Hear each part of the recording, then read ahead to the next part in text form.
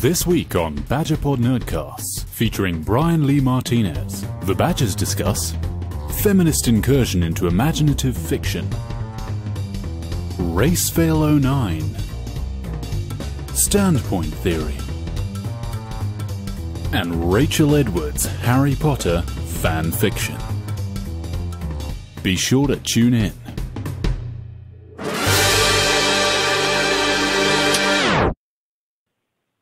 Hello and welcome to BadgerPod NerdCast.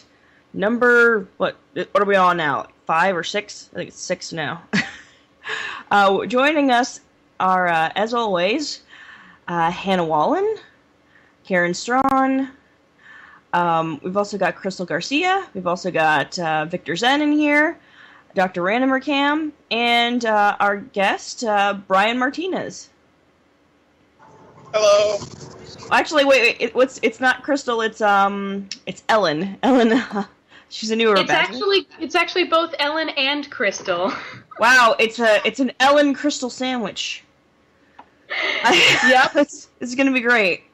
We've got a lot of great topics tonight. We've got standpoint theory. We've got RaceFail, and we've got Karen is going to be reading something for us rather special later. But most of all, we're talking about the ways in which feminists have taken over fantasy fiction. You want to tell us a bit about that, Karen? Okay, well, we all know what it's like. You know, the motto, it's like that meme, feminism, colonize all the things. That they really, sort of that social justice warrior thing, before we even coined the term social justice warrior, they were at work in particularly the science fiction fantasy communities. I used to write erotica within a fantasy context, and so I was highly involved in sort of discussion groups and websites and forums and blogs and stuff like that on, about both science fiction and fantasy and romantic and erotic writing for a while, about 4 or 5 years ago. And I'm not sure exactly how long ago RaceFail happened, but it was a social justice warrior cornucopia of umbrage, professional umbrage takers. What happened was there was an author, I think she was white, but I think in the entire brouhaha that ensued, everybody sort of forgot whether she was or not. But she was writing she wrote a novel that depicted the first few scenes, or the first few chapters depicted a white slave owner and a black slave. And if one bothered to read the entire book, it was essentially a fantasy allegory of the immorality and the ethical, problematic ethics of slavery, and that basically all humans are human, right? But there was one reviewer who read the first chapter or two and then decided that they could not continue to read the entire book because it was just disgusting. It was disgusting how they were appropriating the experience of black slaves and casting this black character as a slave and this, and blah, blah, blah, blah, blah. Or maybe it was a white character. I don't even fucking know. It was just, anyhow, so there was this huge internet blow up about fiction and race, particularly science fiction and fantasy fiction and race. And the two completely contradictory consensuses, or consensi, I guess, that came out of this was, number one, white people have an obligation to write characters of color. If they don't, they're racist. But proposition 2 is that when white people write characters of color, they are engaging in cultural appropriation. Yeah. Right. And therefore, actually, Crystal wrote a bit about that. Crystal, you want to read us what you got? She's not here at the moment. Oh, okay. Well, Ellen, do you want to read us your Your piece? On standpoint theory? Yes. Actually, why don't we just read Crystal's piece and then we can cue Ellen? I mean, it's not the reason why okay. Finally, it opened up on my computer because it was a different file and I wasn't sure that I had. Since the topic is the topic at the moment. For everybody who doesn't know, Ellen and Crystal actually live in the same city, so they can come on as the same icon, Skype-icon or whatever it is. We're headmates, actually. Yes. Oh, no, whatever the hell that means, I don't even know. Okay. For those of you that don't know, I'm going to talk about go this. There to have an explanation, please. Okay, you know. This is because this is probably the craziest shit that I've seen online in a long time. It's not very often that something comes along that is this crazy that I have to go look it up, and then even after looking it up, I'm sitting there baffled at what I'm looking at. And Headmates is basically what happens is it's usually people on Tumblr, and because they're really, really boring people, they like to pretend that they have dissociative identity disorder. And when I say pretending, I mean it because they won't just talk about like just another personality up there. It'll be very specific ones like Doctor Who or Tom Hiddleston or some anime character, and they'll just pretend like all of them are floating around, and then they'll just take their turns writing on their Tumblr or whatever. It's really crazy shit. It's like past life regression, right? Everybody who does a past life regression was once like an Asian princess, or you know, a white woman kidnapped by Native Americans, or you know, something really interesting. Never that they were just like a farmer. Yeah, it's kind of like Native Americans so with kidnapped by the personas, the people who say they're furries and they have a specific furry inner furry persona. It's always something like a wolf or a dragon or a tiger. It's almost never something like, I don't know, a hedgehog. Yeah, hedgehog or like a flatworm or a gecko. Yeah. Like a cricket or a mealworm. Got put on a hook by a fisherman and didn't live long enough to experience life as an earthworm and is now terribly dissatisfied because of it. I mean, so earthworm kin. Yeah, I understand what you're saying. You know what? I think that's a generalization. I'm going to defend past life regression. I think some of them, you do have the endless, I'm a farmer, but what the hell? I mean, you talk about your most interesting stuff in your own life, right? So why would you be like, oh yeah, I was a farmer 365 of my lives. I did a lot of things with dirt. It was very fascinating. You know, it's like you focus on the highlights. I was a mealworm in my former life. You were a what? I was a mealworm in my former life. I wriggled about on the ground, and I was quite happy until a hedgehog came up and gobbled me up. And that hedgehog was. Oh, sorry about that. Okay, all right. Why do we get back on topic? I knew it was you, Crystal. You're always doing things like this. Read your. So I could read Crystal's. I could read Crystal's piece. It's the RaceFail one, right? Yes. Yes. Take it away. You even sound. Actually, my download failed, so maybe someone else could read it. Okay, you know what? This is like a piece hot potato.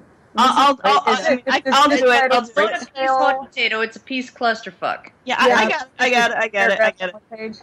I have it open. All right, Rachel, read it. Okay. In 2009, RaceFail ensued online. RaceFail is said to be a discussion by fans of color about racism in sci-fi and fantasy. Elizabeth Bear, an author, particularly fanned the flames, apparently. When African-American blogger Avalon's Willow referred to her character as the following, quote, "It's my personal confusion that an author, so highly spoken of by people I respect, would write about a magical Negro who gets bridled by a white woman after trying to kill or eat another white woman, and to my horror, becoming some sort of beast, a verdant/big buck protector. My horror at watching the humiliation of yet another black man so that a white woman can be empowered in front of her peers, unquote. Elizabeth Bear had written in her live journal, "Whatever you're doing, you're probably wrong," where she gave advice on writing the other without being a dick. She shared, 1. Don't think of the other as the other. Begin by seeing people as people, regardless of gender, nationality, color, etc. Not shiny, exotic, cute, ethnic people, just people. 2. When you write about people who are other or different than yourself, consult people you know who live what you are writing about. If you have a Catholic character in your story, for instance, learn about Catholicism and talk to Catholic people. However, in her comment section of a reply to those who were outraged at her, there were apparently many racist comments that she did not correct. Question: has fantasy and sci-fi dropped into the realms of racism? And that's the end of that. I think No, it hasn't. No, it hasn't.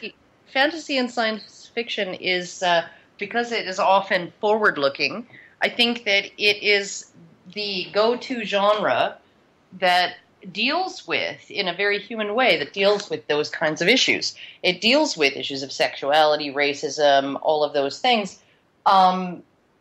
before they become mainstream, before those ideas become mainstream. They tend to be examined in science fiction and fantasy, and examined in a very human context. And I think that what science fiction and fantasy authors tend to be, where they tend to be vulnerable, is the same way that vegans attack humans. Humans are the only people, or the only species, that has any kind of real concern for other species, like any kind of sort of collective concern for other species. You know, like the salmon don't care about anybody. They don't even care about the salmon. They just care about themselves as individuals, you know, but we care about the salmon, right? You know, like we care about them. And because of that, and it's the same thing with European people of Europe, societies of European descent being the ones to be the first to end slavery, and now what do you get? People of European descent are blamed for slavery, even though the only places that it continues are in other societies. You know, I think that science fiction and fantasy, because it is at the cutting edge of exploring these issues, they're the ones who are like, you are responsible for not being sensitive enough, right? Like, they don't attack other genres. They don't attack other, you know, in the same way, because science fiction and fantasy was there first, saying this is wrong, this is weird, this is maybe not right, this is a little bit of a double standard, blah, blah, blah, blah, blah, right? They generally are the first to do that because they're speculative. And then they get bit in the ass because, well, they didn't go far enough. They didn't do it properly enough. They didn't do it correctly enough. They didn't, you know, because they're the only people that seem to care enough to take to task over it, right? I think that might have something to do with it. I don't think that science fiction and fantasy is, you know, bogged down in racism. And frankly, I think that any person on the internet, any person who does blogging, any person, they have a responsibility. Like, it's like those phone companies that their legal teams basically said, well, if you actually step in and report these particular conversations, these particular communications as potentially being in the furtherance of terrorism, if you actually step in and say, we found something and we're going to report it, then now you are taking responsibility for even things that you don't see, that you can't correct, that you missed, right? This is my policy with commenting on everything that I control is what's below the line. It's not my responsibility. I will not delete comments, anybody's comments, because the moment that I choose what is published below the line and what is not, I am taking responsibility for every single comment that is published in a space that I own. So I mean, I will not do that. Okay, just how does that relate back to RaceFail, though? RaceFail? Oh, you mean in terms of Elizabeth being responsible for the comments? Well, Yeah, it sounds generally that we're talking about hypothetical situations being criticized for not being hypothetical enough. I mean, it's one of those situations where it's kind of like a semantics argument just on scope, right? Like, and just so I'm understanding you right, Karen, it's more about a feminist critique, in essence, suggesting that because the hypothetical wasn't inclusive of these perspectives that they made up on the spot, it's going to end up. But the thing is even if they included those perspectives, right. they would be accused of cultural appropriation. Right. And that. I understand that. Like it's one of those things where you can't win anyway because you're in a semantics nebula, right? Like the hypothetical will always remain malleable no matter what happens. So, well, there's no winning. There's no winning. Like immediately on the heels of RaceFail, there was a big blow up in the erotica writers community, particularly the queer erotica writers community. Where one author wrote a book. She had a long history. I think her name was Barbara Sheridan. A long history of writing male erotica and other types of erotica. But she wrote one of her books. She named it. She titled it "Beautiful Cocksucker," because this was a term of endearment between the dominant male and the sort of, it was a BDSM relationship, and the dominant male would endearingly call this, sort of young man that, and it was throughout the entire book, so in the context of the book, it made perfect sense, and it was not a horrible thing, right? There were a few gay people who took extreme offense at that, but one of the most amazing things was there was a straight, white, highly educated, privileged female author of male erotica, who took so much umbrage at this title that she attacked a gay HIV-positive reviewer of erotic books as a homophobe. She accused him of being homophobic for his statement, "I'm not offended by the title." Yeah, but the thing is that with these people, it doesn't matter if you are a part of the group that they're supposedly defending. If you don't agree with their beliefs, if you don't agree with their opinions on that group, you're still, because he has internalized homophobia, obviously, right? If he doesn't agree with her, if he doesn't. But here's the thing: he was the least apologetic gay guy I think I've ever come across on the internet. Right? He's even less apologetic than Justicar, right? As far as being gay. And, and he's somebody who got accused of being a homophobe because he had the temerity to say, this title doesn't offend me. This title in this context, right? And I'm sure that being called a cocksucker might have offended him, at some point in a different context. But this title in this context does not bother me, right? And he was accused of being homophobic by a straight, white, female, educated, privileged, wealthy woman. Yeah, it's ridiculous. I think it also ties back into standpoint theory. Ellen, are you there? Ellen. Hello, Ellen. Uh-oh, she's disappeared. Or I have. Have I disappeared? Can people hear me? Hey, I'm here. Just, I don't know how to use PCs. Sorry. Okay. Why don't you read... you wrote on standpoint theory, right? Yep. Why don't you read that, because I think it dovetails into the conversation, into what we're talking about now. Yeah, absolutely. Yep. So feminist standpoint theory comes from the idea that socially underprivileged people are epistemologically privileged. In other words, people who are oppressed actually know more about their societies than people who aren't.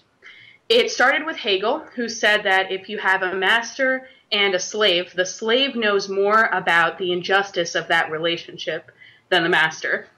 That's because the slave can survive only if he sees not just his own position, but also the master's. For example, to survive under colonization, the colonists have to learn the colonizer's language.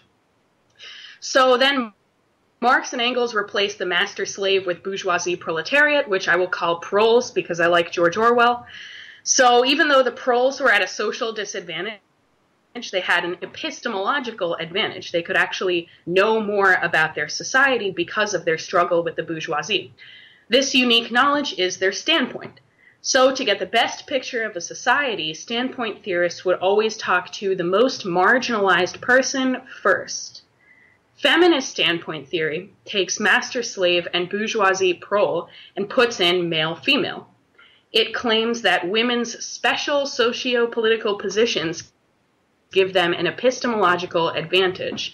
Therefore, when thinking about a society, it's best to start with information from women's lives. The female standpoint is a better place to look for knowledge, period. So just a quick non-political example, because I like to think of things that way. Person A approaches a building and comes into it through something perfectly familiar to her, an entrance. Person B approaches that same building and sees a long flight of stairs with a conspicuously absent ramp or elevator to accommodate her wheelchair. Person A experienced an entrance to a building, whereas person B experienced a barrier to entry. Person B's standpoint is therefore a more complete picture of the situation. So I came up with some discussion questions. I don't know if those are necessary. Yeah. I mean, I'd love to talk about it. Shoot. Oh yeah, we'll definitely let's talk about it. Yeah. Yeah. I say go ahead and maybe ask your questions. Some questions for discussion, especially in relation to fiction. So go ahead. Yeah, sure. So just basically on feminist standpoint theory, are women actually the marginalized group? Can you assume that all women share the same standpoint? Like, what about differences in race, age, religion, class, occupation, etc.? And even if they are the less powerful class, do they really share a struggle against an oppressor, which is necessary to get to that standpoint idea? And then on the theory in general, not necessarily as it relates to women, you could think about, is a power dynamic really this one-sided? Is it about like the haves and have-nots of power? Is access to knowledge actually relative based on that power dynamic? And if access to knowledge is relative, is it really true that the knowledge of the more marginalized group is actually objectively better? Right. Hello. That's a lot. Go on, Mike. I've got to say the wheelchair example was super helpful because I couldn't make hide nor hair of this bullshit until you put it like that. Because I always thought if women operate life in the home while men operate life in the home and life at work, then if anything, men are epistemologically privileged. If an environmental change happens, men are going to have a wider grasp of what's happening. They understand more about society in the same way the slave does. So why would feminists come up with this when it's a dead giveaway? But that's what it is. It's not that men are disabled by having to do things. It's that women are disabled by not having to do things. We're not slave drivers. We're disabled. But we're disabled in a way that actually makes us superior. But you don't have to call us superior even though we are. And you don't get to call us disabled because we're not. But we are. So hop, skip, jump. We get all the privileges of the upper classes when we feel like it and all the privileges of the lower classes when we feel like it. And you don't get either because you're both. Or what? Fucking okay, never mind. I thought I had it for a second there, but I lost it. Sorry. Well, one thing I can contribute to this is first of all, the notion that all women have the same standpoint was something that was definitely pushed by feminist standpoint theorists, and the criticism of that point came from feminist postmodernists and the inside in peer-reviewed journals. And this was actually an interesting argument because a lot of the feminist postmodernists had actually accused feminist standpoint theorists of simply offering the perspective of the privileged white woman. And that actually led to a great deal of drama within academia, and those of you who have any connections to electronic databases in your schools can actually see. It's almost like a sitcom argument going on in the middle of a journal. It's hilarious. But I think one of the best criticisms of feminist standpoint theory comes actually from a feminist empiricist, believe it or not, for Helen Lonino, and she actually stated in her criticism that if we were to make the assumption that women were epistemically privileged on account of being oppressed, they're actually presuming on a social dynamic that the moment that we end up in a state of equality, which according to the Marxist way of looking at things is a state of classlessness, then we are then in essence women would not only lose their credibility in talking about ethical knowledge whatsoever, but no one would have any basis by which to talk about universal human ethics at all. And it was in essence a paradox on oppression. And both feminist epistemology is kind of split between feminist standpoint theory, feminist empiricism, and feminist postmodernism. I don't know if I said one of those things twice. I had a brain fart for a second. But in essence, it's really funny because feminist postmodernism and feminist empiricism are gaining up on standpoint theory, but standpoint theory is actually predominant in the literature in peer-reviewed journals. So we have this incredibly big bullshit theory that oversimplifies all relationships between men and women, but yet it still insists on a single universal standpoint for women in general, and denies a lot of this variety to make the claim that all social sciences must start from the standpoint of women on account of epistemic privilege. So, yeah, I think I'll just close by saying this is utter horseshit, but I just think it's amazing to me that other feminists have actually been trying, in different branches of epistemology, have been trying to pull at it, because they don't like it either. Yeah, because the thing is to harken back to Ellen's example. The person entering the building in a wheelchair doesn't have the same experience as the person who does, and it doesn't have access to that experience. They have access to a different experience. But I wanted to pull in, and of course this feminist standpoint theory has so much to do with how people can approach writing what Elizabeth Bear called the other.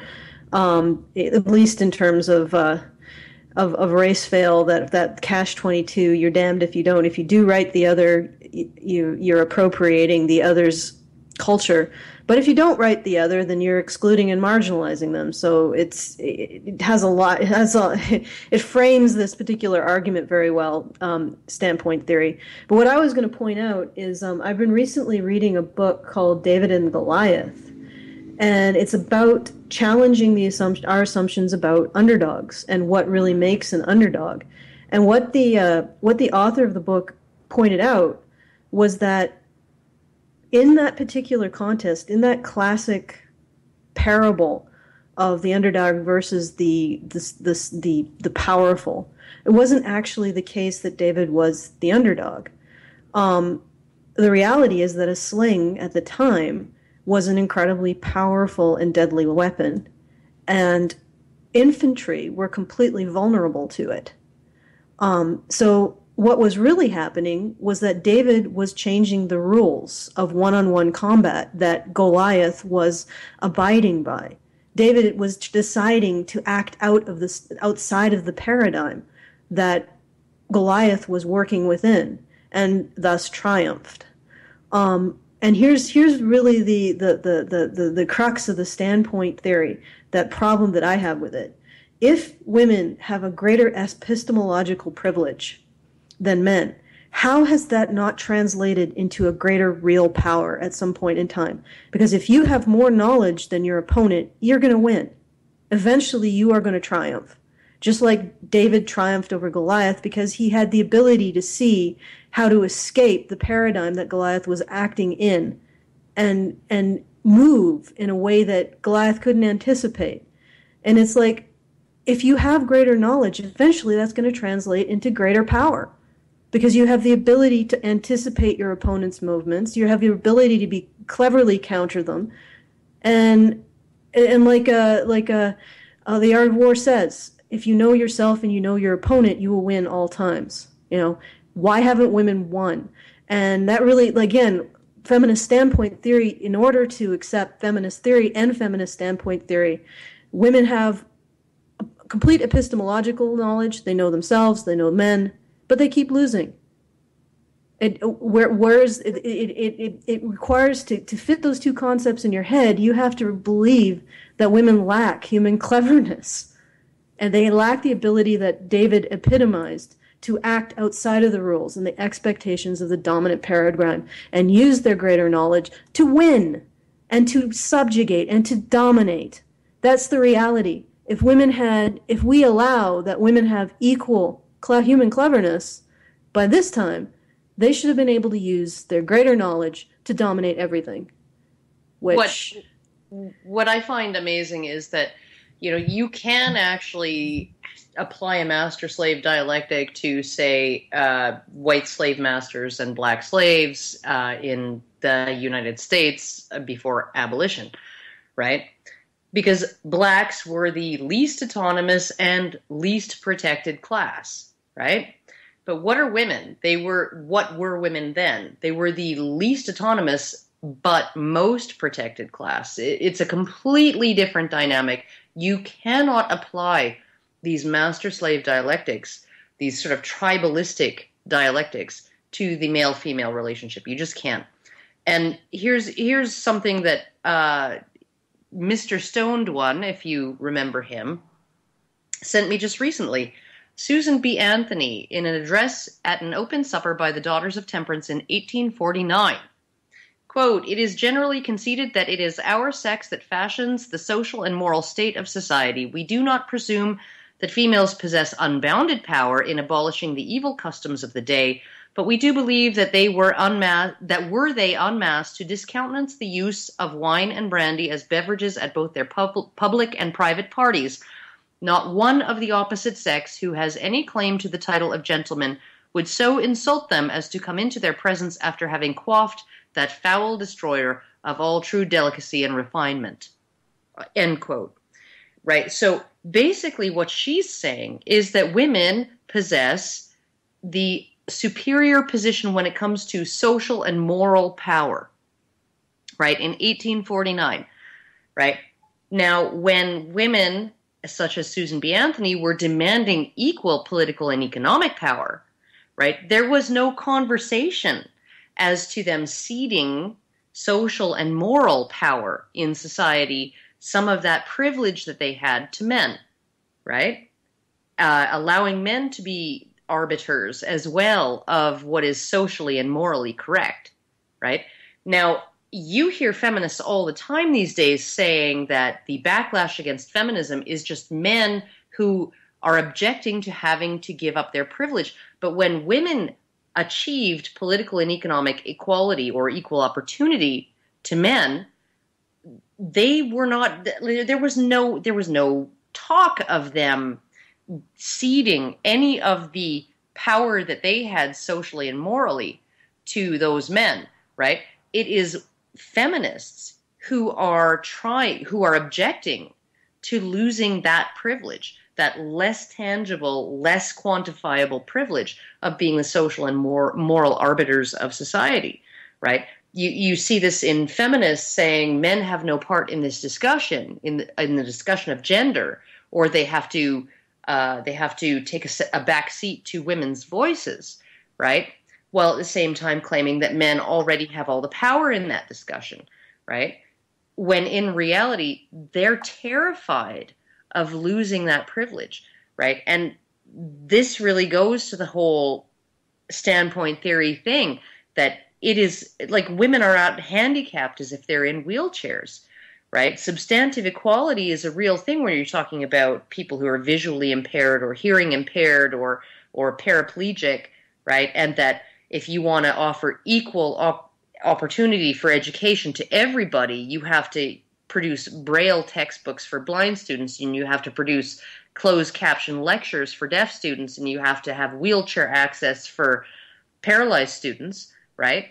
In order to provide equal access to those things, right? There is no barrier like that with women. None. Right. And I was just going to piggyback on what Karen was saying about, I mean, I think I'm the one who actually knows the least about this out of our whole group.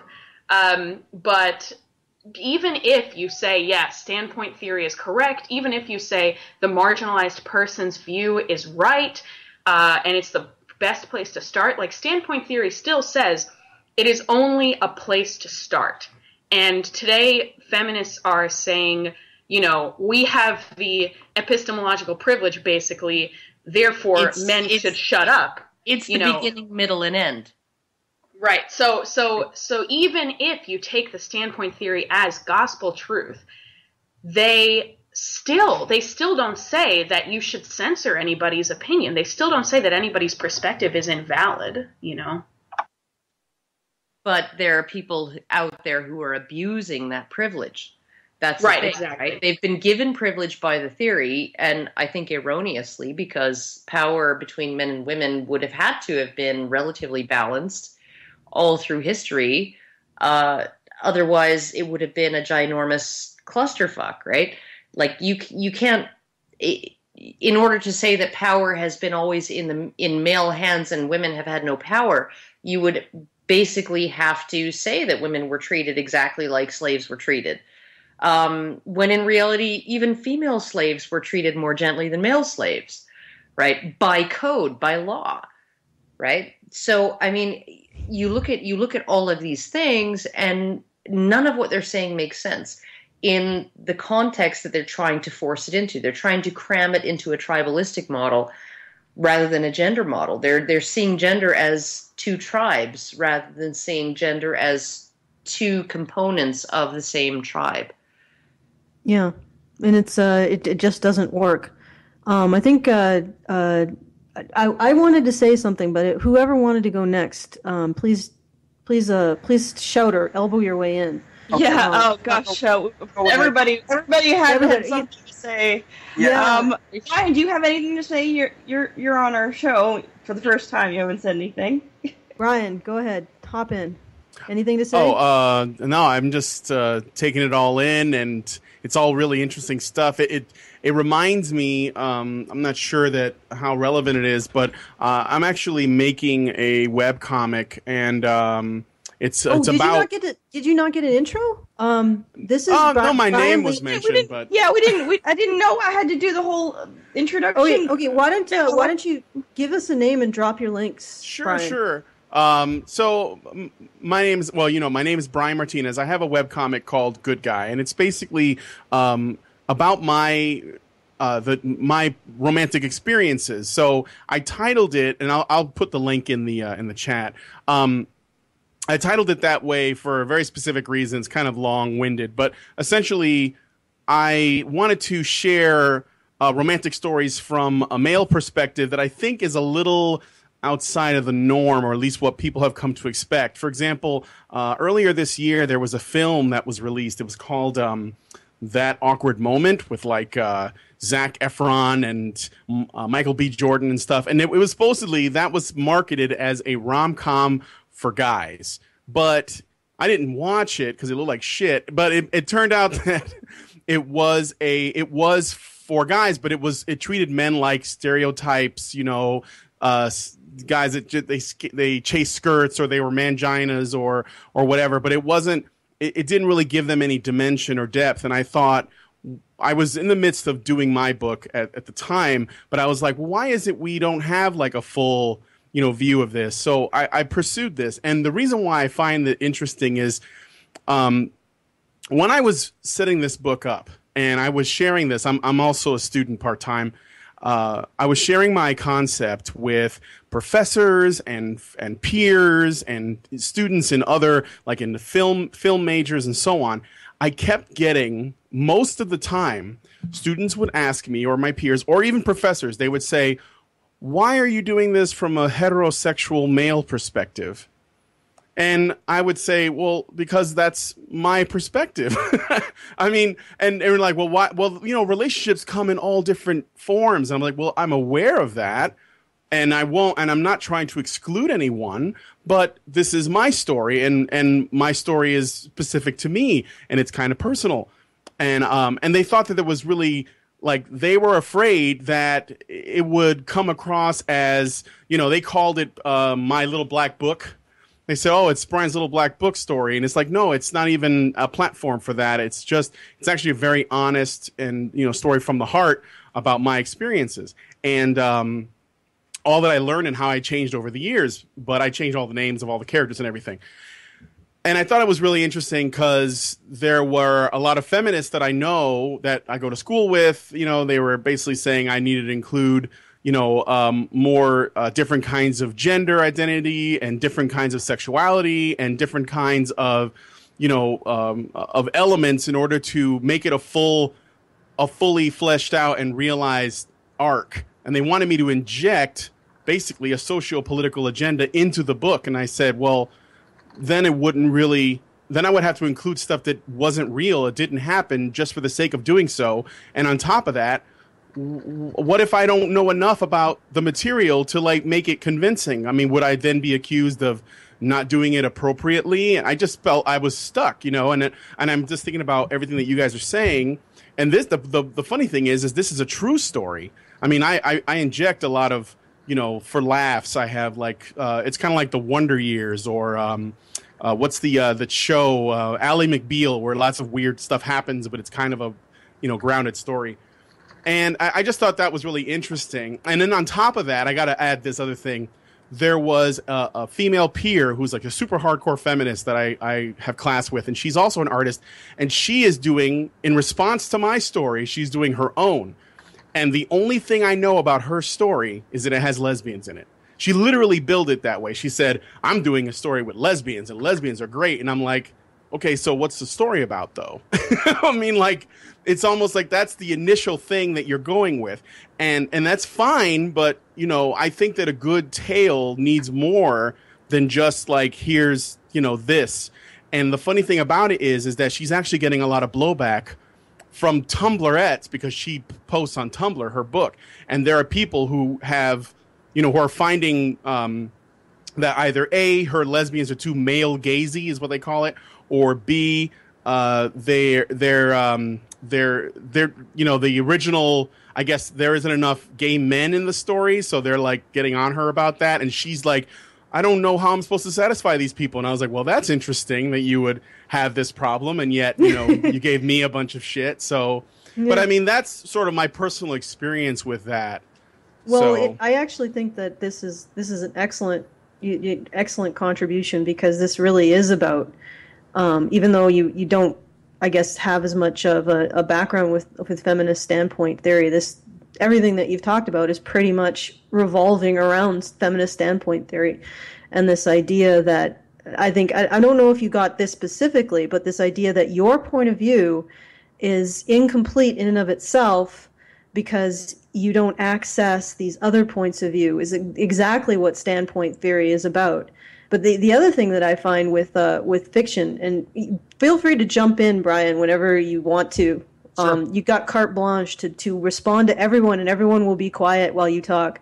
Okay. But one of the other things that I find interesting about feminist standpoint theory is that you can never have a situation where men are the other, because in order to have a situation where men are the other, there has to be a mystery to men. And this feminist standpoint theory essentially says that there is no mystery to men. There's nothing that men have of their own.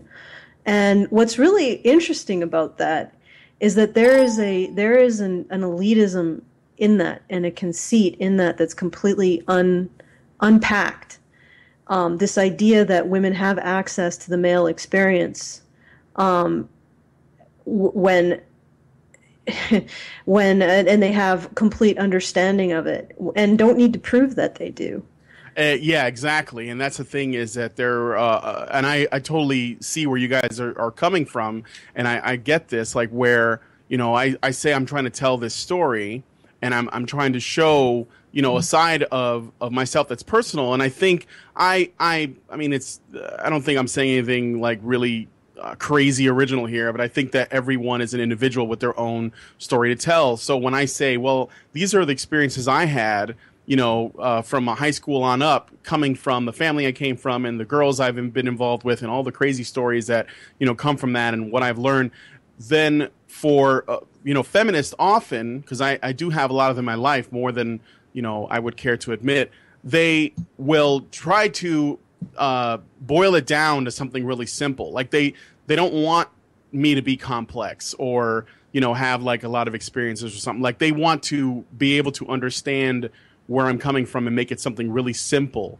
So they try to break it down. That's why, that's what I run into. That's the resistance I get. So when I say, like I was talking about the title, one girl, when she heard the title of my book was Good Guy, which the reason for it comes from how I thought of things in black and white as a child. When you read comics, there's good guys and bad guys, right? And then it sort of goes into that, like you have that other.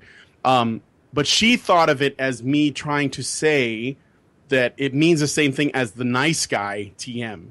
And that I was trying to send that message, And that's a whole other conversation, but I was like, where are you getting this from? Like, and that's because there is a pre-existing assumption surrounding, like the masculine ideas, like these ideas that if a guy says that he's good, it's because he's not, and he's trying to assert it or whatever. It just goes right back into that realm, and I had to really try to explain, and it just, even then it was no good because I was mansplaining at that point, right? So it was like, there was no winning, but it's okay because I'm gonna do what I'm gonna do. But yeah, I mean, I agree with what you guys are saying. But go ahead. For a group of people who supposedly understand men so well, they certainly have a lot of terms for shutting them up. Yes, they do. Well, what I think it's most entertaining that all this comes from the people who are making accusations that identities are being co-opted. Yeah. That's a great observation. Actually, Brian's comic is fantastic, and I would suggest all of you guys looking at it. I know it's only the first chapter, I believe, but yes. But it's pretty well done so far. Well, I really want to see more. Well, definitely. I update a page every Monday. It's going to be a long story. So right now, the main character, who is based on myself, he's only 15. He's extremely naive.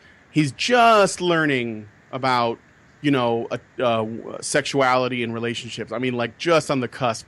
But as it moves on, the content becomes a lot more complex and involved. So I think the idea was it's one of those books that starts off like Archie, but then it gets, really deep and involved as it gets further on and the character gets older. And the point is to begin conversations about relationships and sexuality and, between, men and women or I think it can be applied to any people, I mean, honestly. But, I'm just doing it this way because this is my experience. Sage? Crystal? Yeah. Anybody? but in essence, I do want to go ahead and thank you, Brian, for going ahead and doing that comic, because the essentially asserting that perspective is going to be an incredible thing to do, and the contribution is much appreciated. And I hope it becomes kind of like you remember that the community that did emerge from that guy that kind of owned that term, the nice guy. I remember how much of a positive contribution that was, and I hope that your comic has makes a splash as well.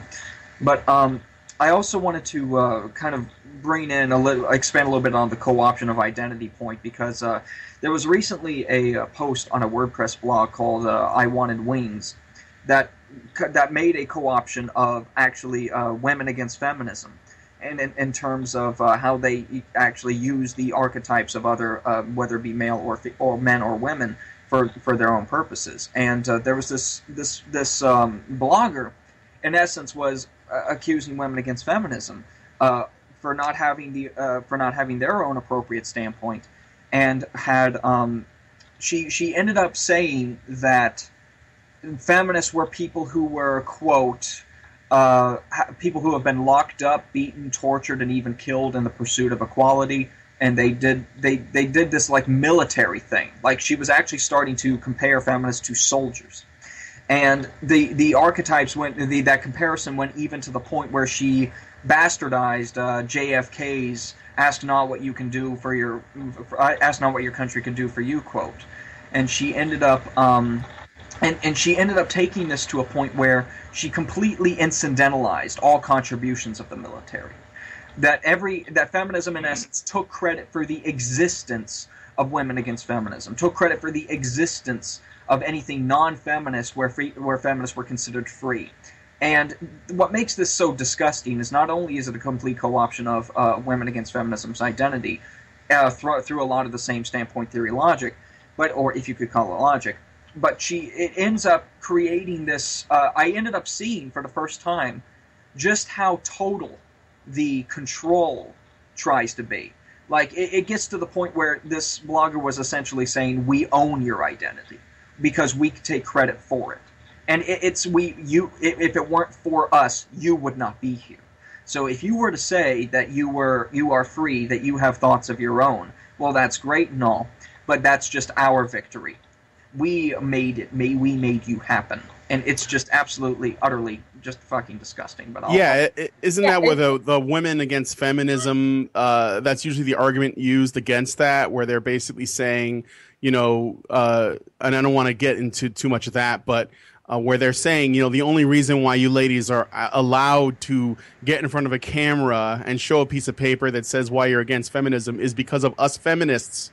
Right, we're the ones who allowed you to do that, right? Right. Because, first of all, my capacity for sitting in front of a computer or for sitting in front of the TV or for sitting in front of the camera or whatever with a piece of paper, first of all, it was this is the Chinese dynasty where paper was created, and that was created by a man. The camera was invented and created by men. So if I'm going to thank anybody for my capacity of handling these objects, it's men. So if we're going to fine tune it, we can go there because that's exactly where the gratitude needs to go. Wow. Plus, men invented the washing machine and allowed you to wear clean clothes to show your cleavage off and right. paint so that you can keep your walls looking nice. Right. So if I could, they even in that same article took credit for literacy, and I'm not making that up. Go on. Wow. Okay. I'm sure. I'm absolutely sure. Yeah. It was the thing that's really interesting. Someone actually just said on because my photos on the Women Against Feminism site, and someone said, You're because on my page I say, I didn't feel safe until I left feminism. So they said the only reason you feel safe is because of feminism, stupid. Wow. Here's the interesting thing, though, guys. I gotta use my elbows on this one. I gotta use my elbows. We only have 11 minutes yet left. Go ahead. Go ahead. I haven't had anything to say. No, I do have something to say, though.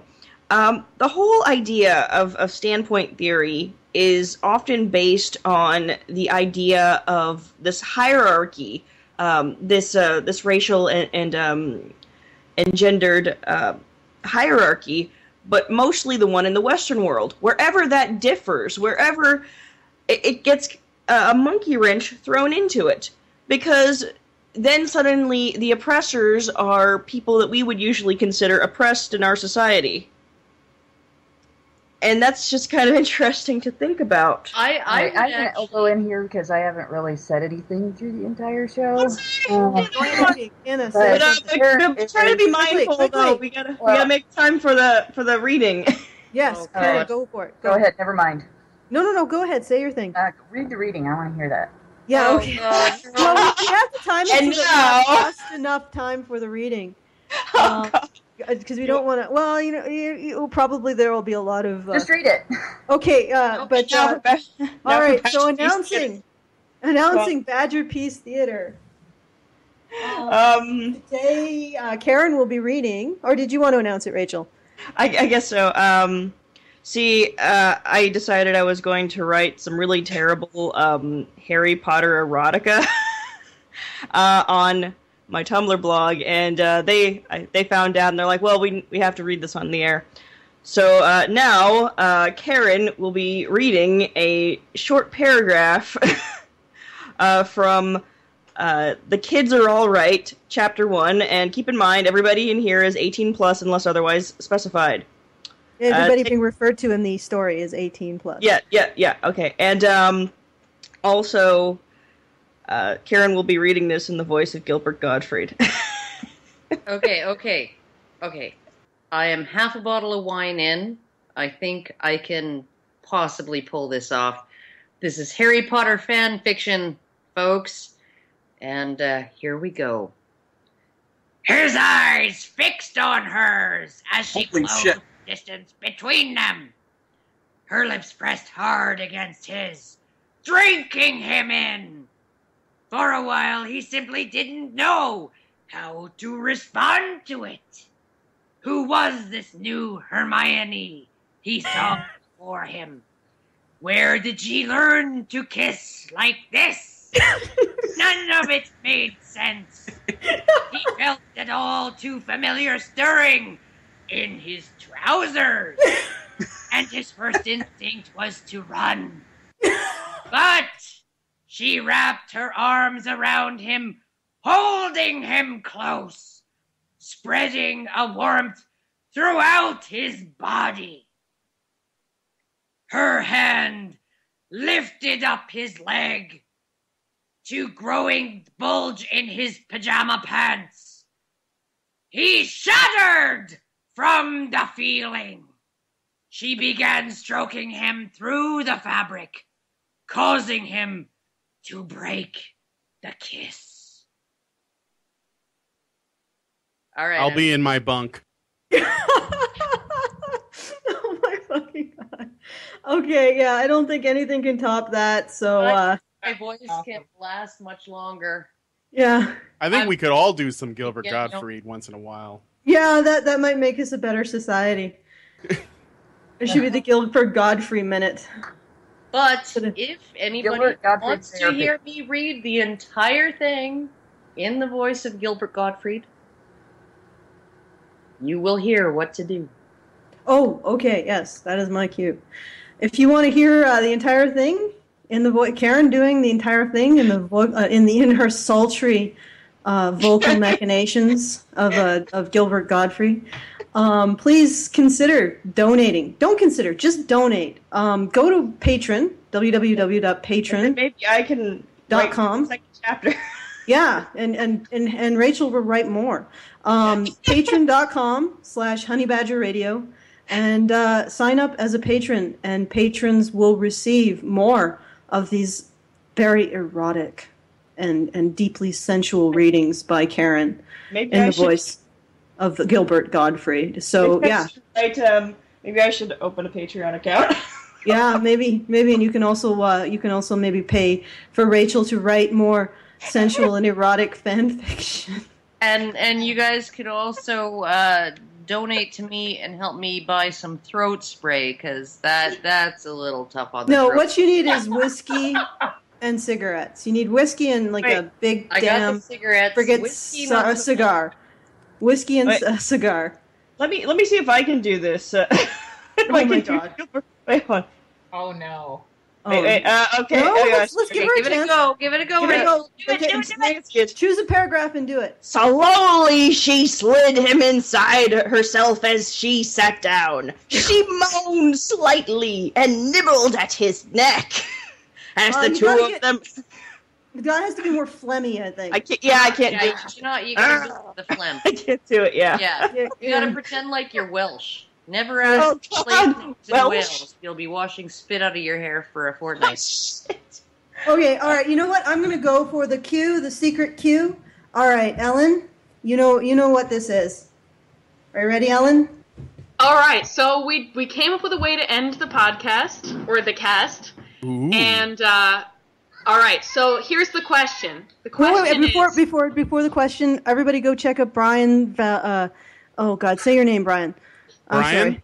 Yes. Oh. Last name. Last name. It's Martinez. Martinez. That Yes. has to be a common thing with Okay, Brian. That is Brian exactly how my Martinez, husband comic, answered. good guy. Cue Ellen. Yes. So the question is, and you guys are welcome to jump in on this, what do you call a bunch of nuns having an orgy? Nobody?